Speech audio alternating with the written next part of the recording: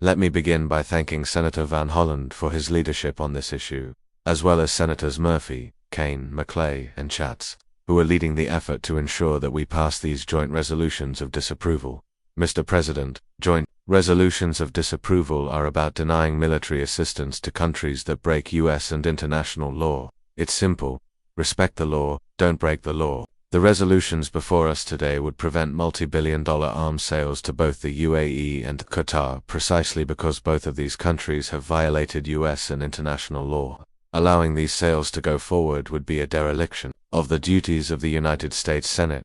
Let me take a moment to say a few words about these countries, which would receive billions of dollars in military aid.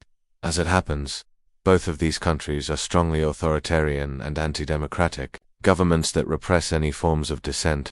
We talk a lot about protests here in the United States, but they don't have protests in Qatar or the UAE. If you protest, you go to jail. These are countries that exploit migrant labor and treat women as third-class citizens.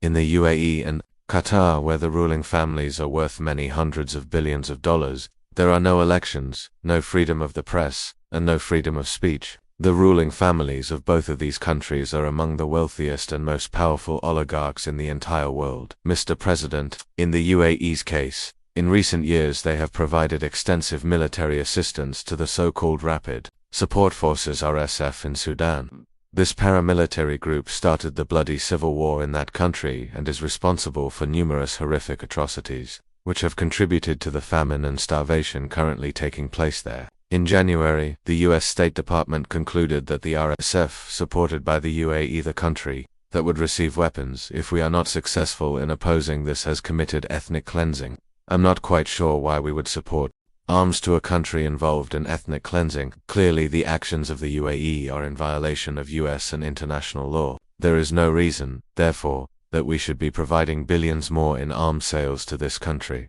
The other arms sales we are objecting to today would go to Qatar, a country that has also broken U.S. and international law. Qatar has channeled hundreds of millions of dollars into a wide variety of political organizations in the Middle East, including the Hamas terrorist organization. I have no understanding as to why anybody in the United States Senate would vote to support a nation providing military aid to a country that has provided financial assistance to Hamas. While Qatar deserves credit for attempting to facilitate a ceasefire in Gaza, it should also be noted that the political leaders of Hamas have resided in Qatar for many years. But Mr. President, there is another very serious problem regarding military aid to both Qatar and the UAE. Both of these countries, in a variety of ways, have attempted to corrupt our political system and the President of the United States, in violation of the Emoluments Clause of the Constitution and U.S. anti-corruption laws. I find it interesting, as I'm sure millions of Americans do, that President Trump's first major foreign policy trip was not to Europe, to reaffirm our long-standing alliances with other democratic countries, nor to visit our neighbors in Canada or Mexico. Instead, he chose on his very first foreign trip to go to Saudi Arabia, Qatar, and the UAE. Why would the President of the United States visit countries run by oligarchs that are strongly anti-democratic and oppress the rights of women? These are strange places for the so-called leader of the free world to visit on his first foreign policy trip. I think we now know the answer to that question. Trump went for the money and to secure business deals for himself, his family, and his cronies. Shortly before Trump's visit to the Gulf, an investment firm owned by the UAE announced that it would use the so-called stablecoin issued by World Liberty Financial to facilitate a $2 billion cryptocurrency deal. World Liberty Financial just happens to be 60% owned by Trump and his family. By making this deal, the UAE was effectively giving the Trump family $2 billion in cash to invest as they wished and keep the proceeds. Even conservative estimates suggest such a sum would generate around $85 million in profit annually for the Trump family. Think about that. The UAE is directly giving the Trump family $85 million a year. What did the UAE get in return? They don't give away $85 million for nothing. In Qatar's case, the government announced during Trump's visit that they would give him a $400 million luxury jet for use as Air Force One, which he plans to keep for personal use after leaving office. Necessary security and communications updates will cost us taxpayers millions of dollars and take several years.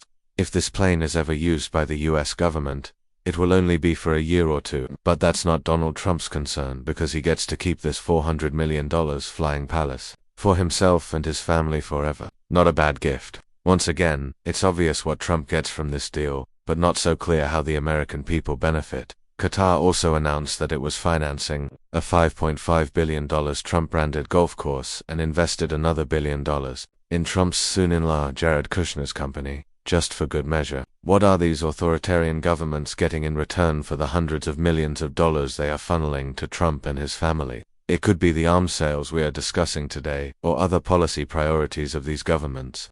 For example, just 10 days after the UAE crypto deal with Trump, he lifted restrictions on the export of advanced AI microchips to the UAE, which had previously been limited over security concerns. That delivered on a long-standing UAE priority worth billions of dollars to its leaders. But the deeper truth is we really don't know what these authoritarian foreign powers are getting for their bribes. We shouldn't have to be asking these questions. This is precisely why the Constitution of the United States and US law make it illegal for presidents to accept gifts from foreign powers. Mr. President, the truth is that the autocratic leaders of Saudi Arabia, the UAE and Qatar have perfected the art of channeling money to Trump and his family as a way to buy influence and get what they want. Our job is to say no to providing military aid to one country involved in horrific policies resulting in famine and starvation, and to another country making huge amounts of money from side deals with the president. Let us support these resolutions, and I yield. Hit the like button, subscribe to the channel to not miss out on top-tier analyzers of politics and justice.